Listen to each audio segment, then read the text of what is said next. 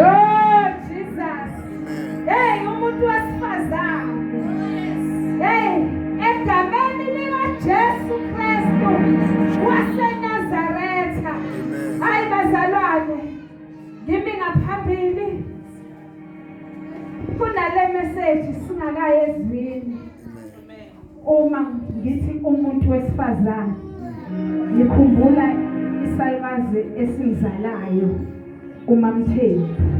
Hey, uma ngibuka ukwenza kwami, mhlawumbe uma kube khona abakunomile, ngiye ngikhumbule yena. Ngithi lawa amagama kaMamthembu owayesaba uNkulunkulu. Hey, uma wayemlolonga umuntu wesifazane, athi intombazane ayikabalasi, intombazane iyayithanda. Amen. Intombazane noma isihamba nje. Wow. Inyathela nje. Kubonakala nje yanyathela intokazi ithanda. Ihloniphe. Hey, kuningi uma asikhulise ngakho. Efundisa ngokuhlonipha. Kuthe hamba makufika la ngigana khona. Wathi indoda ayibukwe emehlweni. Ukhuluma nendoda ungayibukwe emehlweni. Jesus. Kusuka sekunzima ngazi izinto zabenu kwebale.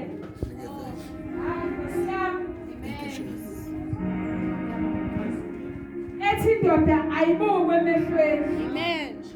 Ngike ngibuke mhlawumbe siyakhuluma. Hayi babo. Noma khoba mhlawumbe kwenzeke ngiforce ngimbuke. Amen. Sometimes asahleke athi wacijisa amehlo ngoba kusuke ngiforce. Amen. Ngoba kunalento lo mama angifundisayo. Yeah.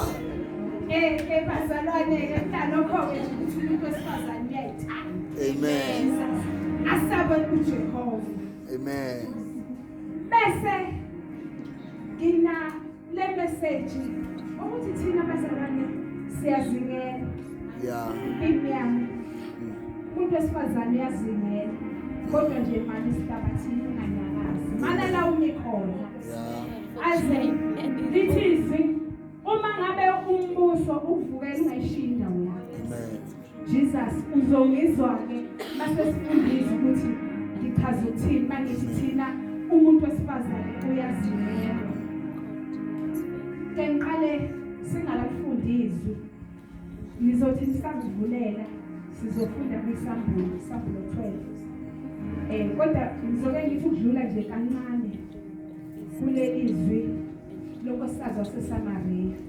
Ngibheka ngesikhathi uJesu ecela ukuthi aphuzise amanzi. Angitheni wayengasi. Yeah. Bazalwane uyalibona le indlela aphendula ngayo yayibona iphakathi. Ethi angawacela kanjani amanzi kuyena ngokuSamariya nomJuda. Uyayibona iphakathi leyo. Akabonanga usephakamela izulu.